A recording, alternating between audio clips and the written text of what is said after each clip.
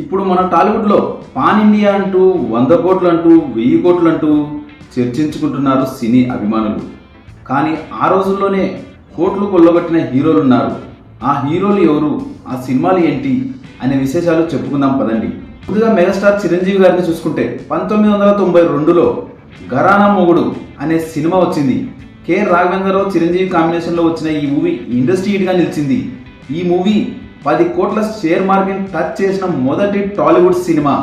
ఈ సినిమా టైంలో చిరంజీవి గారు బిగ్గర్ దెన్ బచ్చన్గా తయారయ్యారు. ఘరానా మొగుడు సినిమాతో అందరి చూపు టాలీవుడ్ వైపు తిరిగింది. ఈ సినిమాతో చిరంజీవి గారు ఇండియా లెవెల్లో పాపులర్ అయ్యారు. నెక్స్ట్ నటసింహం నందమూరి బాలకృష్ణ గారు 1999లో సమరసింహారెడ్డి సినిమాతో బాలీవుడ్కే సవాల్ విసిరారు.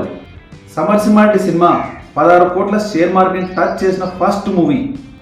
మళ్ళీ వితిన్ షార్ట్ పీరియడ్లోనే 2001లో నరసింహనాయుడు సినిమాతో 20 కోట్ల షేర్ మార్కెట్ టచ్ చేశారు నందమూరి బాలకృష్ణ గారు. ఈ సినిమా 20 కోట్లకు పైగా షేర్ని కలెక్ట్ చేసి 30 కోట్ల గ్రాస్ని కలెక్ట్ చేసింది.